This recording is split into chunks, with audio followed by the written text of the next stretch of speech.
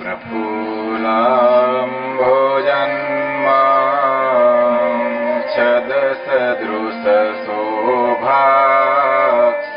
छदसदृशशोभाक्षियुगलम्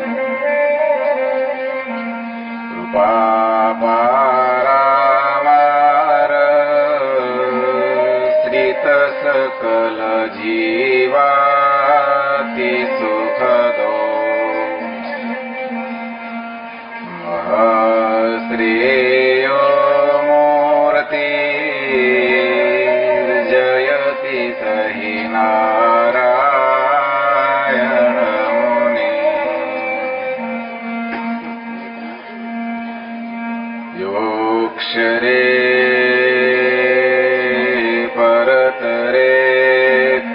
परतरेक्षरमुक्तै सेव्यमान चरणो रमणीय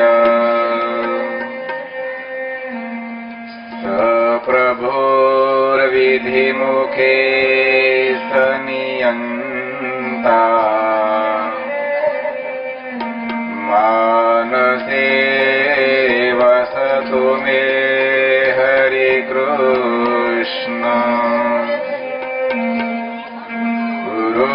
गुरुर्ब्रह्मा गुरुर्विष्णु गुरुर्देवो महेश्वर गुरुः साक्षात् परं ब्रह्म तस्मै श्री गुरवे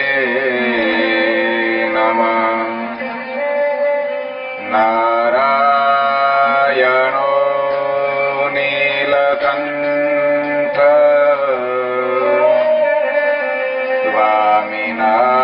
स्वामिनारायणो हरि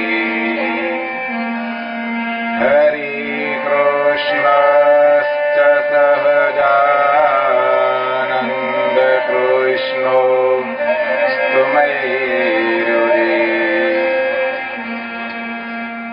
श्रूयतां देवदेवेश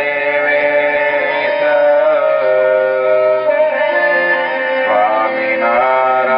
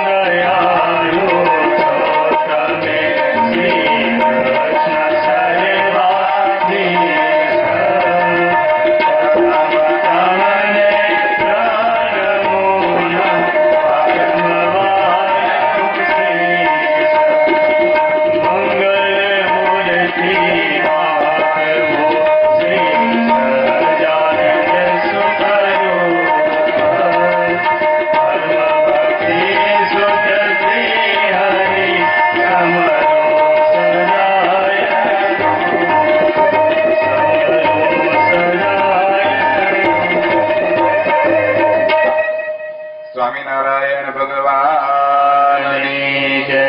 શ્રી નરનારાયણ દેવની, શ્રી ઘનશ્યામ મહારાજની જય. શ્રી હરિકૃષ્ણ મહારાજની, શ્રી વિઘ્ન વિનાયક દેવની, શ્રી કષ્ટભંજન દેવની.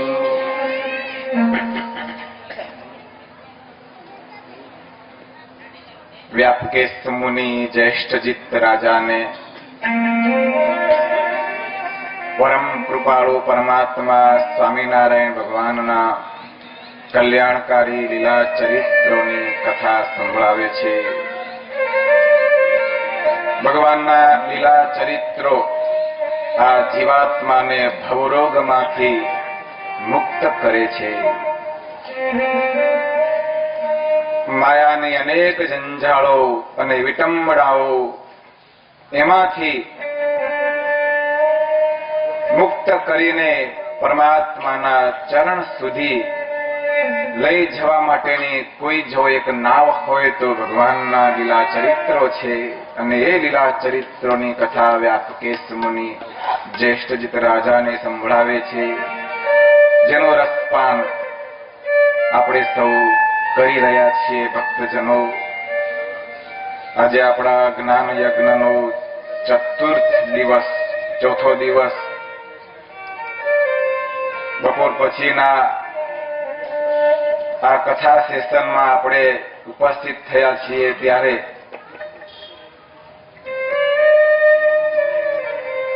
પૂછવાનું મન થાય કે હવે કેવું લાગે છે? કોઈ દર્દી હોસ્પિટલમાં દાખલ થાય, સારવાર લે, ડોક્ટર દવાઓ આપે, ઇન્જેક્શનો આપે, બાટલા ચડાવે, ખાટલે ઊંઘાડે, અને જેમ જેમ સારવાર થતી જાય તેમ તેમ દર્દી દર્દમાંથી મુક્ત થતો જાય.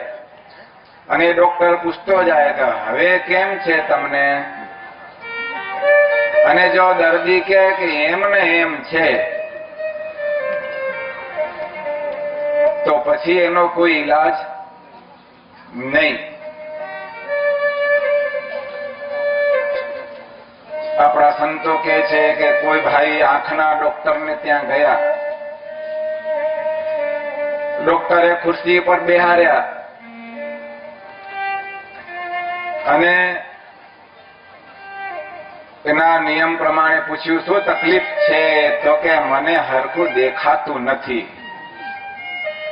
ડોક્ટર કે હારું બેહો.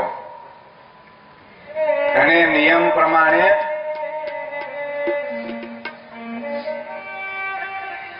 સામે બોર્ડમાં જુદા જુદા અક્ષરો હોય, એટલે સૌથી પહેલા કે જુદા જુદા કાચ બદલીને જોયું અને પછી કે તમને આ નીચેની લાઈન વંચાય છે? પેલો કે ના, નથી વંચાતી. એનાથી થોડા મોટા અક્ષર છે, સકેડું ફેરવ્યું, એ વંચાય છે? તો કે ના, એ નથી વંચાતી. પછી આવડા આવડા મોટા 2-2 ઇંચના અક્ષર છેલ્લે, તો કે એ તમને દેખાય છે અક્ષરો? તો કે મને એ પણ દેખાતા નથી. તો પછી એ આખું બોર્ડ જે છે જેમાં બધા અક્ષરો છે એ બોર્ડ દેખાય છે? તો કે ના, એ પણ દેખાતું નથી. તો જે ભીંત ઉપર એ બોર્ડ લબડાયું છે, ભીંત દેખાય છે, ભીંત પણ દેખાતી. ડોક્ટર કે તું ઊભો થઈ જા, તારા માટે અહીંયા કોઈ હવે આગળ સારવાર. જેને ભીંતે ન દેખાતી હોય, હવે એને કેવી રીતે દ્રષ્ટિ આપવી? વાલા ભક્તજનો, આટલી કથા સાંભળ્યા પછી આપણને પૂછવામાં આવે કે હવે તમને ભગવાન દેખાય છે? તો કે ના, નથી દેખાતા. તો ઊભો થઈ જા, માંડવામાં તું જગ્યા રોકીશ નહીં. કેમ કે આ કેવળ આપણી વાણી વિલાસ નથી. આ શાસ્ત્રો કે આ જે ભગવાનના ચરિત્રો એનું મૂલ્ય છે. અને આ કથા, આ વાણી, આપણે એના પાત્ર છીએ. આ કોને ન હદે? જેની પર ભગવાનની કૃપા ન હોય એને ન હદે. બાકી આ તો એક પવિત્ર ઔષધિ છે અને મોટા ભાગ્ય હોય તેને મળે છે. નિષ્કુળાનંદ સ્વામી ભક્ત ચિંતામણીમાં કહે છે, એ હળવે પુણ્ય હોય નહીં વળી હરી કથાનો જો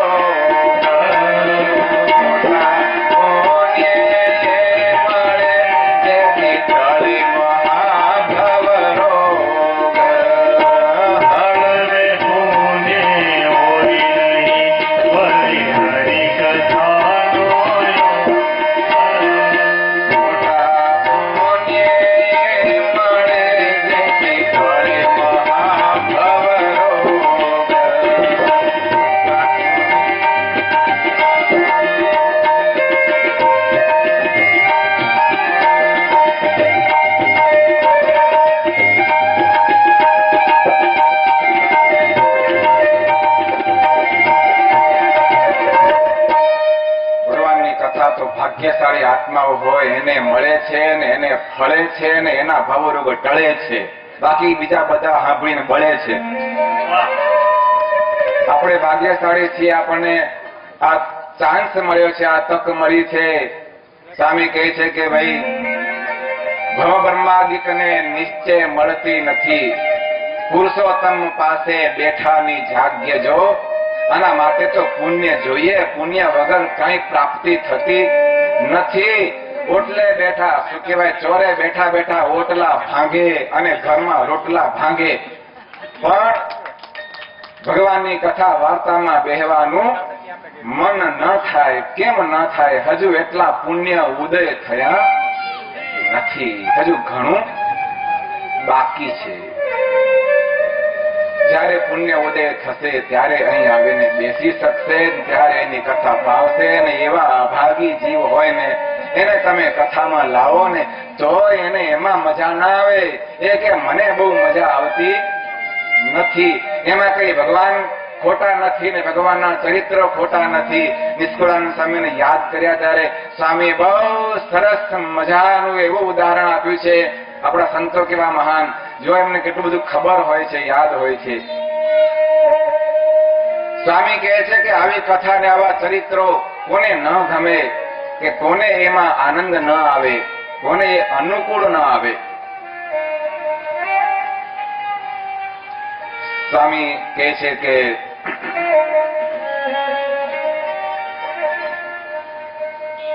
ખર ને જેમ સાકર શત્રુ ભય પાક કર કેમ જરે, ઢીંગાને જેમ ઘોળ ન ગમે ધીમી શરીરથી કીટ મરે.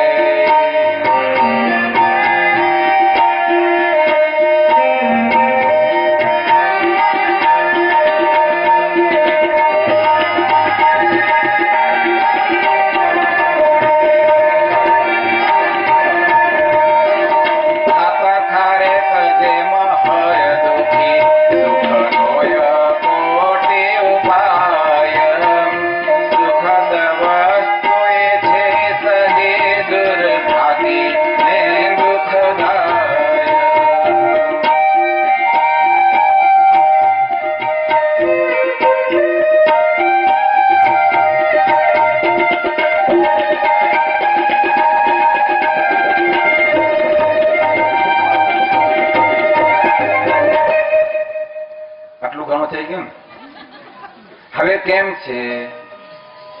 બોલો, સારું છે કે નહીં? બોલો તો ખરા. કઈ નહીં, એક ડોઝ વધારે આપીએ. બસ આગળ ભગવાનના ચરિત્રો સાંભળીએ. સ્વામિનારાયણ ભગવાન ભક્તજનોના સુખ માટે, કલ્યાણ માટે દિવ્ય લીલા ચરિત્રોને વિસ્તારતા ગંધાવ્ય દેશમાં વિચરણ કરી રહ્યા છે. ભક્તજનો પરમાત્માના અપરંપાર ચરિત્રો છે.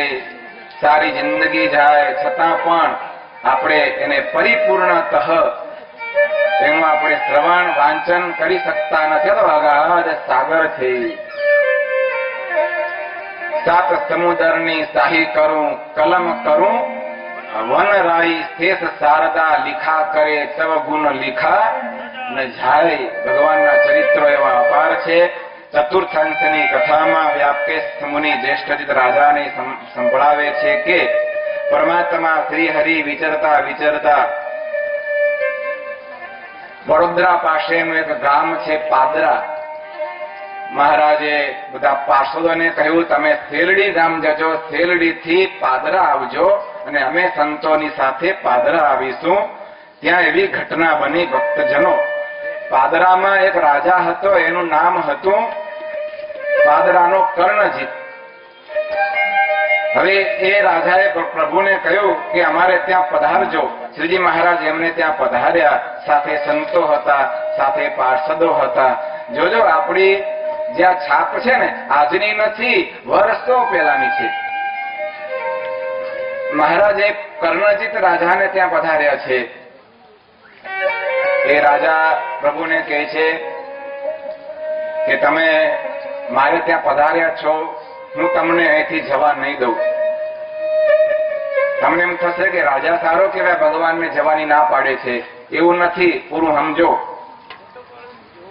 કર્ણજીત કહે છે, તમે મને ₹1,00,000 આપો તો તમને જવા દઉં. કેમ કે સ્વામિનારાયણ વાળા પાસે રૂપિયા ખૂબ છે. સાચી વાત છે ને, કે સ્વામિનારાયણ વાળા પાસે ખૂબ રૂપિયા છે. આ છાપ આપણી આજની નહીં, એ સમયની છે. એટલે મને ₹1,00,000 આપો તો તમને અહીંથી જવા દઈશ. હા, એ ખરો કહેવાય. હવે આજથી 200 વર્ષ પહેલા ₹1,00,000 એટલે એને માગવામાં વિવેક છે. 5 પછી માંગ્યા હોય તો દઈ દઈએ. મહારાજ કહે છે, કાંઈ વાંધો નહીં, અમે તો આ બેઠા. અને જો અમારી સાથે આ 50 સંતો છે, આ ભક્તો છે, બધાને તારે જમવાની વ્યવસ્થા કરવી પડશે. કર્ણજીતને એમ કે વાંધો નથી, આટલા મારે ₹2,00,000 તો લેવાના છે, એમાંથી ભલે 5 પછી ખર્ચાતા. સાંજે બધાને જમાડ્યા.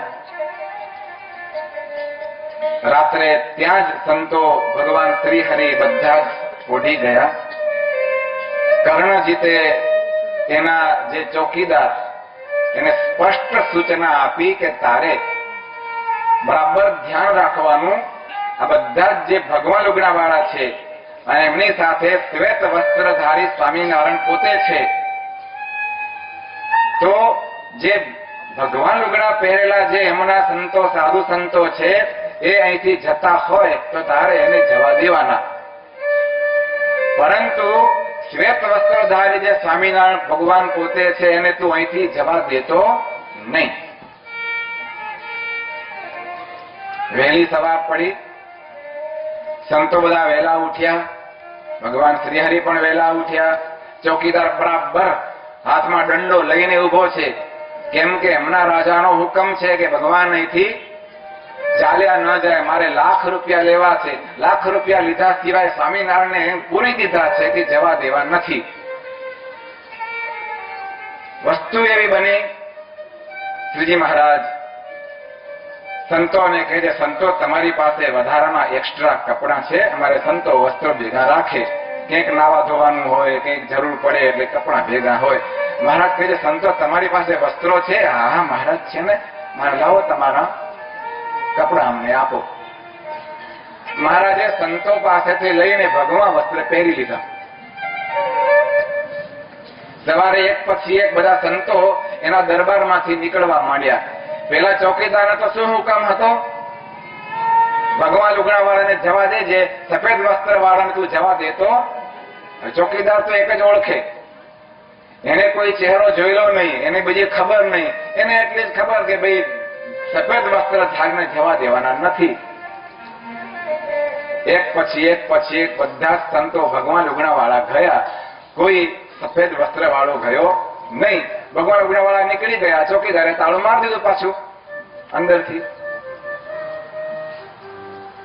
વહેલી સવારે આ બધો બનાવ બન્યો. પછી મોડેથી કર્ણજીત ઉઠ્યો, એ તૈયાર થયો હશે અને પછી આવ્યો. જ્યાં બધાને ઉતારો આપ્યો તો ત્યાં આવીને જોયું તો કોઈ ન મળે. ચોકીદારને ખખડાવ્યો કે ક્યાં ગયા સ્વામિનારાયણ? તને કહ્યું તું કે તું જવા દેતો નહીં, શા માટે તે જવા દેતા? ચોકીદાર કે છે, રાજા સાહેબ તમારે જે સજા કરવી કરો, હું તો ઈમાનદાર છું, તમારા કહ્યા મુજબ આ દરબારમાંથી કોઈ ધોળા વસ્ત્ર વાળો ગયો નથી. એ વાત સાચી હતી. ચોકીદાર નિર્દોષ હતો. સ્વામિનારાયણ ભગવાન ત્યાંથી આ રીતે સંતોનો વેશ ધારીને ચાલી નીકળ્યા. પેલા મેં થયું કે મેં ખીચડી ખવડાવી મારી પડી ગઈ. આગળ જતા શેરડી ગામે પાર્ષદો સંતો બધા ભેગા થયા છે. ત્યારે એ પાર્ષદો આ વાત નીકળી મહારાજને કે છે, મહારાજ સંતો પણ કહેવા લાગ્યા કે તમે એને કેમ ન વરદાન આપ્યું કે ન તમે એને થોડા રૂપિયા આપ્યા હોત તો બિચારો રાજી થાત ને, શા માટે એને કશું ન આપ્યું?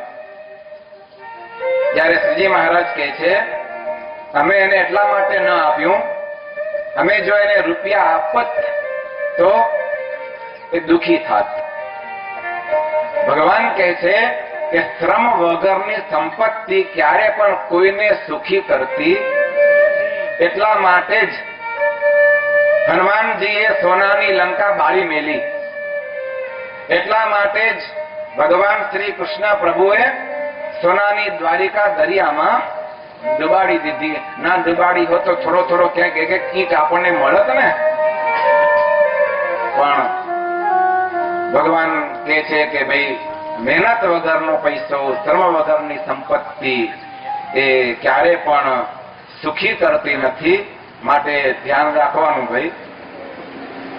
ભલે ભગવાનની કૃપાએ આપણને બાપ દાદાની સંપત્તિને વારસો મળ્યો હોય, પરંતુ એટલું તો ધ્યાન રાખવાનું કે જે યથા યોગ્ય આપણા વર્ણાશ્રમને અનુચિત ઉચિત જે કોઈ પ્રવૃત્તિ હોય, પ્રવૃત્તિ તો કરવી જ જોઈએ. ધંધો હોય, નોકરી હોય, જે કઈ વ્યવસાય હોય, કરવો જ જોઈએ ને. એમાંથી જે આપણને ધનની પ્રાપ્તિ થાય એ જ આપણને સુખી કરે છે. ભગવાન કહે છે કે અમે જાણતા હતા કે એને અમારે કોઈ એને લાખ રૂપિયા આપવા કોઈ કઠણ કામ નહોતું, પણ એ જીવ દુખી થાત અને હવે એ કાયમ માટે અમને સંભાળશે આખી જિંદગી અને એનું કલ્યાણ થશે. સ્વામિનારાયણ મને છેતરી ગયા, આટલા માટે અમે એને રૂપિયા ન આપ્યા.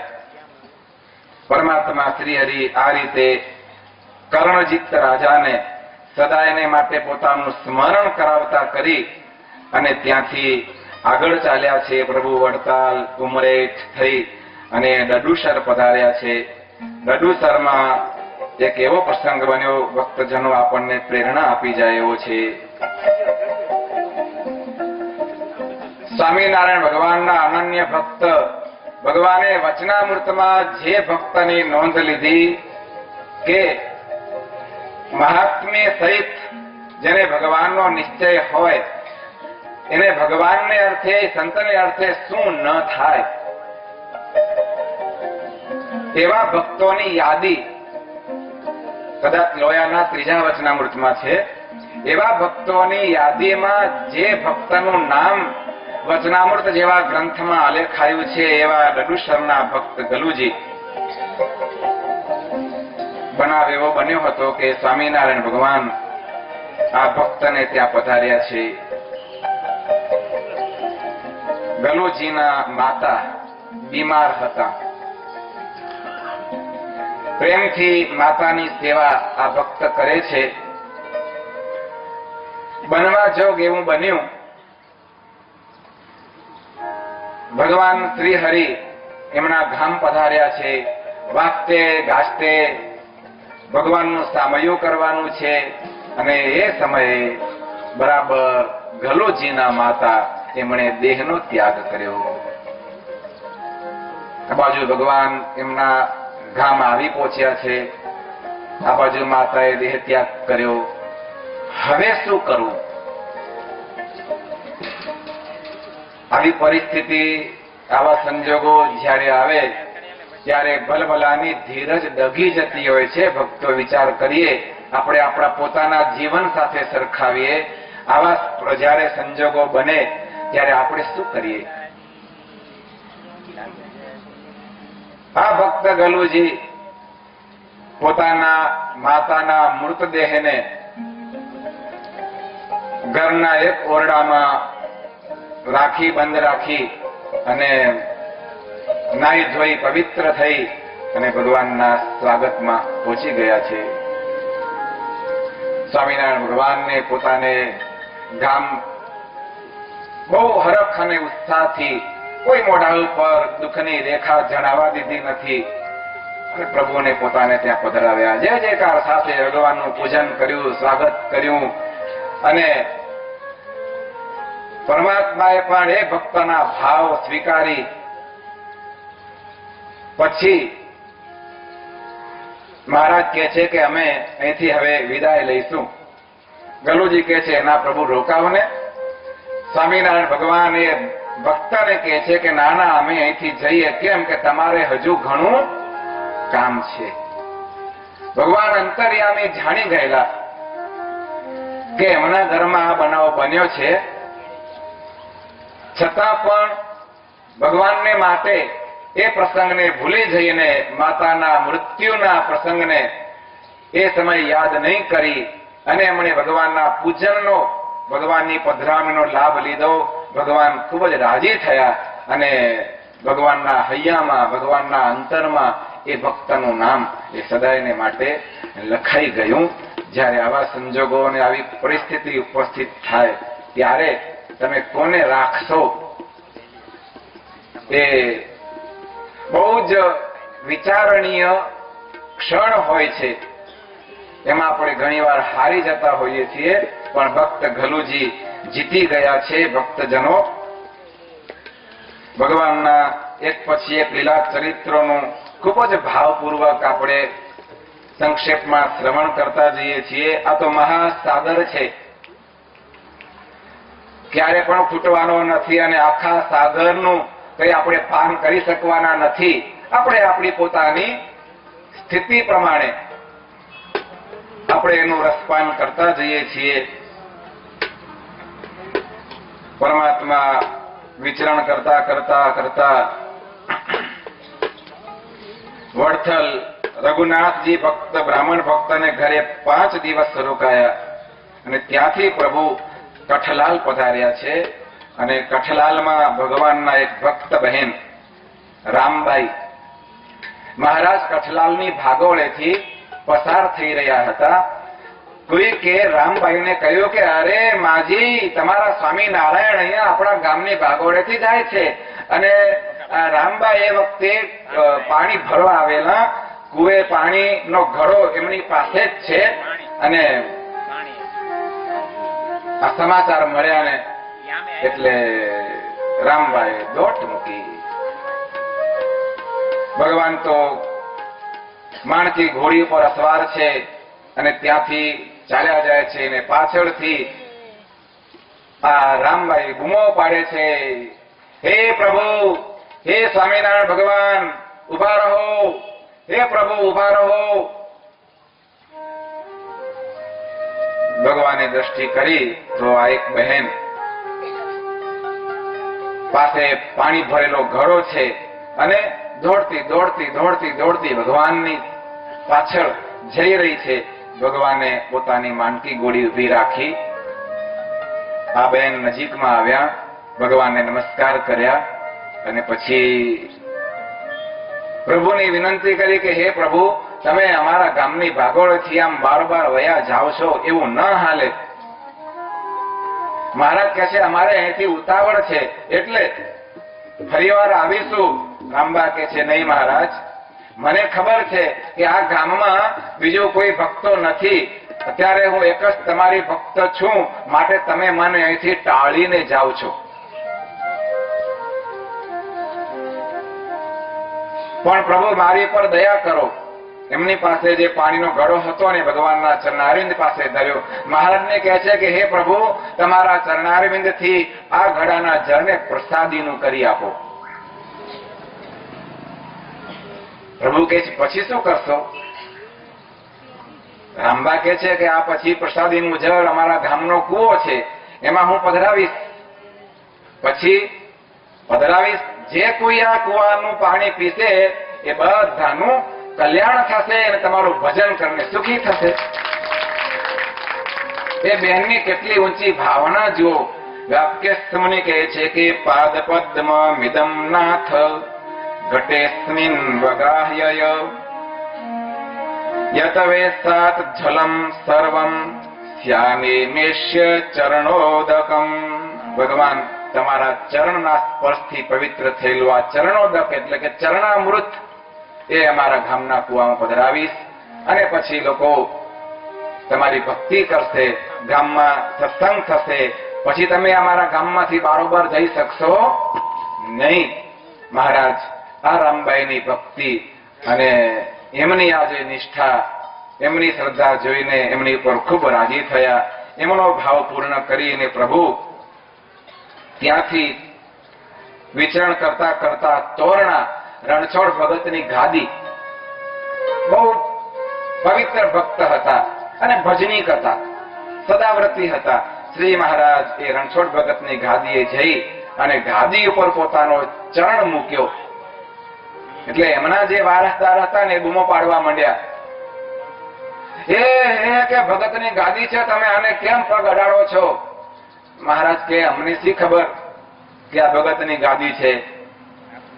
મહારાજની સાથે પાર્ષદ હતા. પ્રભુએ કહ્યું, ઓહો, તો આપણે ગાદી ઉપર ભેટ મૂકો. અને પાર્ષદ દ્વારા ગાદી ઉપર ભગવાનને ભેટ મુકાવી. જે એમના વારસદાર હતા ને ખુશ થઈ ગયા. હવે તમે તારે આખા બેસી જાવ તો વાંધો નથી, આ તો પ્રસાદીની ગાદી થઈ ગઈ. આજે પણ ઘણા ભક્તજનો જયારે યાત્રા કરવા જાય છે ત્યારે તોરણાની આ રણછોડ ભગતની ગાદી, અત્યારે પણ એમના વારસદારો, એ ઘર બધું જ છે અને એના દર્શને જાય છે. ત્યાંથી પ્રભુ આગળ ચાલ્યા છે. આંતરોલી ભાઈ શંકરભાઈને ત્યાં થાળ જમી અને મહારાજ ત્યાંથી ઉત્કંઠેશ્વર, જે હાલ ઉંટડિયા મહાદેવ આપણે એ નામથી પ્રચલિત તીર્થ સ્થાન છે, જાંબાલી ઋષિનો એ આશ્રમ છે, અને ત્યાં પ્રભુ પધાર્યા અને મહાદેવજીના દર્શન કર્યા. ત્યાં સાવ ફાટેલ તૂટેલ વસ્ત્ર, એમાં નાના નાના 2-3 છોકરા અને મેલા ઘેલા કપડા વાળા કોઈ પૂજારીને જોઈ અને સ્વામિનારાયણ ભગવાન એ પૂજારીને કહે છે કે તમે કોણ છો? ત્યારે પૂજારી કહે છે કે હું આ મંદિરનો પૂજારી છું, પૂજા કરું છું. તો આ નાના છોકરા કોણ છે? તો કે બધા મારા બાળકો છે. મહારાજ કહે છે કે આટલા બધા કેમ? તમારા છોકરા દુબળા પાતળા છે, ખવડાવતા હોય તો હરખું. પૂજારી કહે છે કે પ્રભુ, અહીંયા જંગલમાં ક્યારેક કોઈક યાત્રિક આવે, તીર્થવાસી આવે, કંઈક અર્પણ કરે અને કંઈક ભેટ મૂકે તો એમાંથી માંડ માંડ મારું પૂરું થાય છે. અને આ 2 બાળકો, 2-3 બાળકો છે, એનું માંડ પૂરું કરી શકું છું. પ્રભુ, હું એને ક્યાંથી મેવા મીઠાઈ ખવડાવી શકું? ભગવાનને બહુ દયા આવી ગઈ. ભક્તજનો, આપણે ચેષ્ટામાં દરરોજ કહીએ છીએ ને, અતિ દયાળુ રે સ્વભાવ છે સ્વામીનો, પર દુઃખ હારી રે વારે બહુ નામીનો, કોઈને દુખ્યો રે દેખી ન ખમાય દયાયાણી રે. અતિ આગળા થાય અન ધન વસ્ત્ર રે, આપીને દુઃખ ટાળે કરુણા દ્રષ્ટિ રે. દેખી વાન જ વાળે, અતિ દયાળુ રે સ્વભાવ છે સ્વામીનો. સ્વામિનારાયણ ભગવાનનો સ્વભાવ ખૂબ દયાવાળો હતો. અને શ્રીજી મહારાજે જો એ પૂજારી પર કેવી દયા કરી. મહારાજની પાસે સાથે જે પાર્ષદો હતા, એ પાર્ષદોની પાસે મહારાજ કહે છે, કેટલા રૂપિયા છે? જેટલા રૂપિયા હતા બધા રૂપિયા એ પૂજારીને અપાવી દીધા. એટલું જ નહીં, કોઈ ભક્તજનોએ ભગવાનને સોનાના આભૂષણ, વીંટી વગેરે અલંકાર ધરાવ્યા હશે તો મહારાજે એ પોતાના શરીર ઉપર ધારણ કરેલા સોનાના અલંકારો પણ એ પૂજારીને આપી દીધા. જિંદગી ભરનું દારિદ્ર્ય ભગવાને એ પૂજારીનું ટાળી દીધું. આવો દયાવાળો સ્વભાવ છે સ્વામિનારાયણ ભગવાનનો. અને એ ભગવાનની અપાર દયાથી આપણે બધા જ સુખી છીએ. એ પૂજારીને આ રીતે સુખી કરીને પરમાત્મા શ્રી હરિ ત્યાંથી ફરતા ફરતા લવાડ્ય સલકી થઈ ચારણીયું પરું દેગામ ત્યાં વખતરા નામે ભક્ત બહેન મહારાજ 2 દિવસ રોકાઈ અને ત્યાંથી વાસણા ગામે પધાર્યા છે. એ વાસણા એટલે કે રાઠોડના વાસણા દેગામ પાસેનું એ ગામ છે અને આ સંપ્રદાય માટે એ ગામ બહુ ઐતિહાસિક છે. એ રીતે ઐતિહાસિક છે કે એ રાઠોડના વાસણા એટલે વાસણા ગામના એક મહાન ભક્ત પૂર્વ જન્મના એ મુક્ત જીવ ભગવાનના ધામના એ અક્ષરધામના મુક્ત જેમનું નામ હતું જયરામભાઈ એ ભૂદેવ બહુ પવિત્ર હતા. સ્વામિનારાયણ ભગવાન એક ભક્ત પણ જ્યાં ગામમાં રહેતા હોય તો એ ભક્તને દર્શન દેવા અને એને ખબર પૂછવા પ્રભુ ત્યાં પધારતા.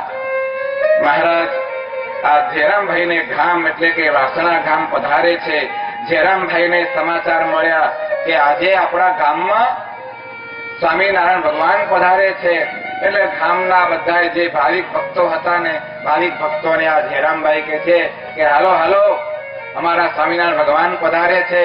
આજ તો જયરામભાઈના અંતરમાં એમના હૈયામાં આનંદ માતો નથી. ભક્તજનો જયરામભાઈ કહે છે કે આજ તો મારા માટે અતિશય આનંદનો દિવસ છે. આજ તો મારા અનંત જન્મના પુણ્ય આજે ઉદય થયા છે કે મારા ભગવાન આજે મારા ધામ પધાર્યા છે. પોતે ઢોલ લીધો અને ભક્તોને ભેગા કર્યા અને ભગવાનની સામે જઈ અને ભગવાનનું સ્વાગત કરવા માટે હરિભક્તોની સાથે અને જયરામભાઈના હૈયામાં એ શબ્દો ફરી પડે છે.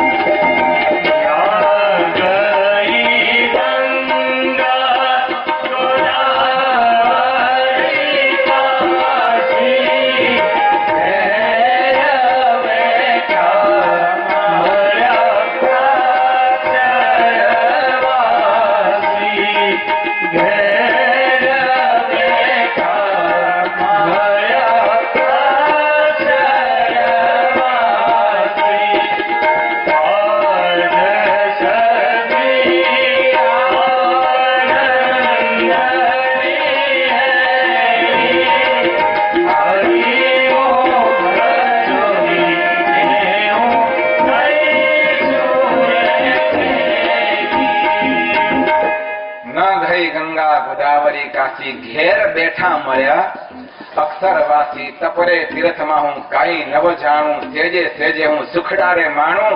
આજે જયરામભાઈને આજે અક્ષરધામના અધિપતિ સ્વામિનારાયણ ભગવાન આજે ઘેર બેઠા મળ્યા છે. એમના આનંદનો કોઈ પાર નથી. ભગવાનને પોતાને ઘેર પધરાવ્યા છે. ભગવાનની ખૂબ સેવા કરી છે. સ્વામિનારાયણ ભગવાન આ ભક્ત પર ખૂબ રાજી. ગામના ભક્તો પણ ભગવાનની પૂજા માટે આવે, પ્રભુના દર્શન કરે, ભગવાનનો ઉપદેશ સાંભળે. ખૂબ ખૂબ આનંદ થયો છે.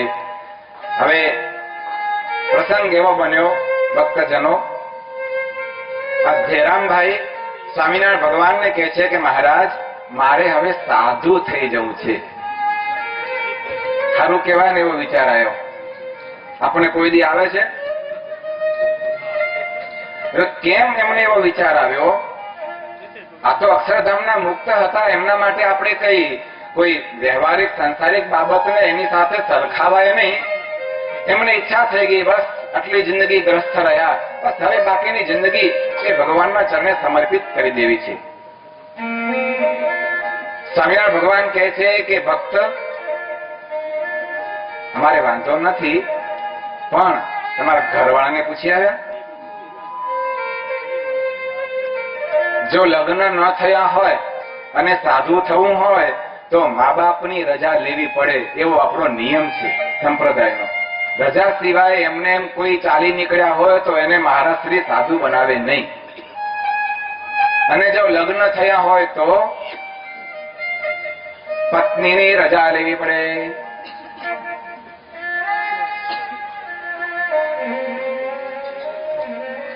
અખતરો કરવો છે?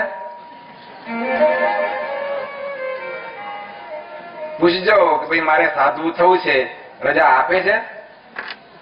તરત જ કહે છે તમારા મોઢા નહીં સાધુ થવાના, છાના મના પડ્યા રહો, નહીતર બધા ભાવ બગાડશો. મહારાજ કહે છે કે તમે તમારા ઘરવાળાની રજા લઈ આવો, અને ઘરવાળા રાજી થઈને તમને રજા આપતા હોય તો હાલો અમારી ભેગા. જયરામભાઈ કે સારું મહારાજ. અને એમના પત્ની પાસે જઈ જયરામભાઈ કહે છે મારે સાધુ થઈ જવું છે. પેલા તેના ઘરવાળા એ જ જવાબ આપ્યો તમારા લખણ નથી સાધુ થવાના. જયરામભાઈ કહે છે જો લખણ હોય કે ના હોય, તને એક વાતની ખબર છે કે આપણે આટલા વર્ષ સાથે રહ્યા, કઈ સાર આવ્યો? તું ને હું કાયમ બાજતા રહ્યા છીએ, ઝઘડતા રહ્યા છીએ. એટલે એના ઘરવાળાએ કીધેલું કે ભાઈ તમારા કોઈ લખણ નહીં એમ. કેમ કે પત્ની સાથે કાયમ એ બાજ્યા કરતા હોય, ઝઘડ્યા કરતા હોય, હવે સાધુ કેમ થાય? તો જ્યાં જાય ત્યાં ઝઘડે. એટલે ઘરવાળા કે છે કે તમારા લક્ષણ નથી, તમે સાધુ થવાના જ નહીં. જિંદગીમાં ઘણી વાર આપણને સારી રીતે સાચી રીતે જિંદગી જીવતા ન આવડે ને, અથવા તો આપણી જિંદગીમાં કદાચ એવો કોઈ માર્ગદ્રષ્ટા આપણને ન મળ્યા હોય તો ગ્રસ્તના જીવનમાં આવું ઘણી વાર બનતું હોય છે. પતિ પત્ની લગભગ આખી જિંદગી જાય તોય એ ઝઘડતા ને ઝઘડતા રહે.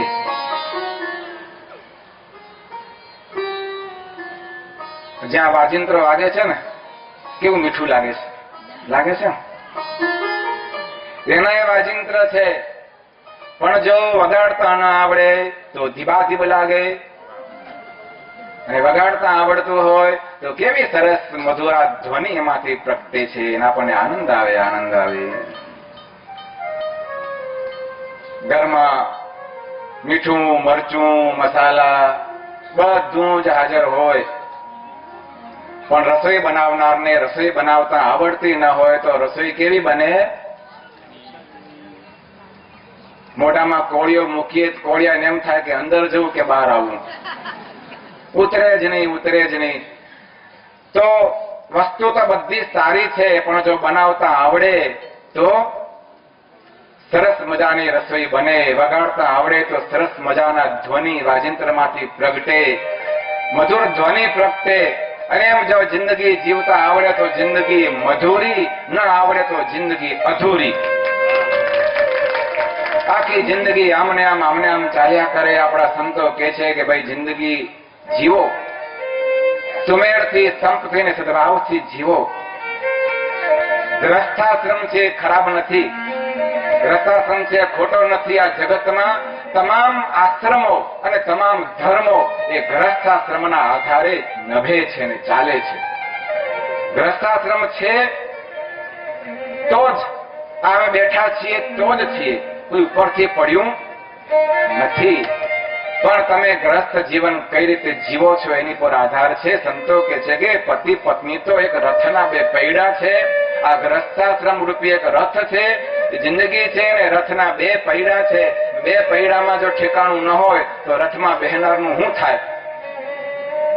એક લાકડાનું હોય ને એક લોખંડનું હોય ને એક રબરનું ટાયર વાળું હોય કે આવું તો ઠીચુક ઠીચુક ઠીચુક ઠીચુક ચાલે, કઈ મજા ના આવે. એમ પતિ કે પત્નીના વિચારો એક ન હોય ને ત્યાં કઈ સુખ આવતું નથી. જયરામભાઈના પત્ની કહે છે, જયરામભાઈ કહે છે, બે પરસ્પર વાત કરે છે કે જિંદગીમાં આપણને આમે કોઈ સુખ આવ્યું નથી. સદભાવ હોય ને ત્યાં સુખ હોય ભક્તજનો, જ્યાં સદભાવ હોય ત્યાં સુખ હોય. સદભાવ ન હોય એને હંમેશા બધી જગ્યાએ અભાવ જ દેખાય.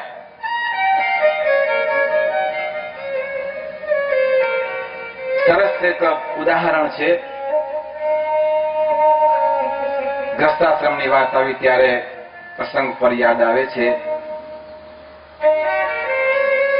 કોઈ પતિ પત્ની એના લગ્ન થયા, પત્ની સાસરે આવી, બંને જણા સાથે જિંદગી જીવવા માંડ્યા. 2-4 મહિના થયા હશે પછી એક દિવસ પતિને એવો વિચાર આવ્યો, આપણે તો જિંદગી સાથે જીવવાનું છે, આપણે એક કામ કરીએ. કેમ કે પતિ ભણેલો હતો, સુગ્ન હતો. પત્નીને કહે છે આપણે બંને એક ડાયરી રાખીએ,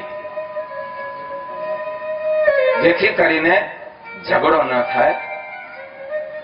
મારી જે કઈ ભૂલો હોય તે તારે તારી ડાયરીમાં નોંધવાની, તારી જે કઈ ભૂલો હશે, તારામાં જે કઈ ખામી હશે તો હું મારી પાસે ડાયરી છે એમાં નોંધીશ. અને પછી દર મહિનાની 1લી તારીખે આપણે ભેગા મળીને એકબીજાની ડાયરી વાંચીશું અને જેને જે કઈ પ્રોબ્લેમ હોય એ આપણે સોલ્વ કરીશું. બહુ ધ્યાનથી સાંભળજો. બંને જણાએ ડાયરી રાખી, બંને પોતપોતાની રીતે ડાયરીમાં નોંધ કરે છે. મહિનો થયો, પતિની ડાયરી પત્નીએ લીધી, પત્નીની ડાયરી પતિએ લીધી. બંને જણા બેસીને ડાયરી વાંચવા લાગ્યા. પતિ પત્નીની ડાયરી વાંચી રહ્યો છે કે તમારું તો કોઈ ઠેકાણું નથી,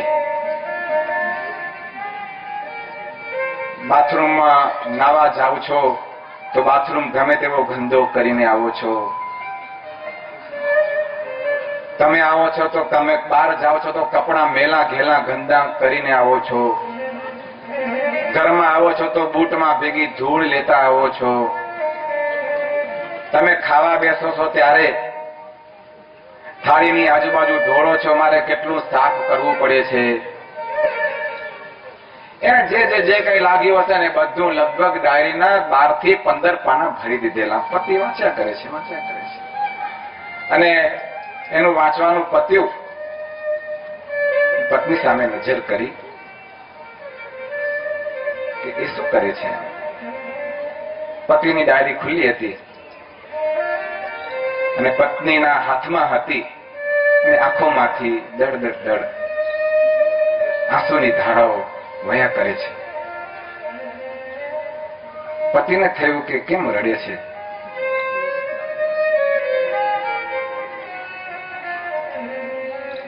સેજ બોલાવીને પૂછ્યું શા માટે રડે છે, કેમ રડતી હતી. પતિએ એની ડાયરીમાં લખેલું, તું તારા મા બાપને છોડીને, તું તારું ઘર છોડીને આ મારા ઘરમાં આવી, તે મને તારી આ જિંદગી સમર્પી, બસ ત્યારથી મને તારામાં કોઈ જ દોષ દેખાતો નથી. તને જોઉં છું અને મને એમ થાય છે કે ધન્ય છે તારા સમર્પણને. આ શબ્દો વાંચીને પત્નીનું હૈયું પીઘળી જાય છે અને એ ચોધાર આંસુએ રડે છે. પતિ એને ધીરજ આપી. ત્યારથી પત્નીની આંખ ઉઘડી કે જિંદગીમાં જો સુખેથી જીવવું હોય તો સદભાવથી જીવો, અભાવથી નહીં. દોષ દ્રષ્ટિ રાખશો તો સર્વત્ર બધે દોષ દેખાશે. ગુણ દ્રષ્ટિ રાખશો તો એક ક્રિયામાં ગુણ દેખાશે. આયોજનથી એ દંપતીનું જીવન સુખમય પસાર થવા લાગ્યું. વાલા ભક્તજનો, નથી લાગતું કે અત્યારે આવી ડાયરી રાખવાની જરૂર છે? અને એમાં અવગુણ નહીં, અભાવ નહીં, દોષ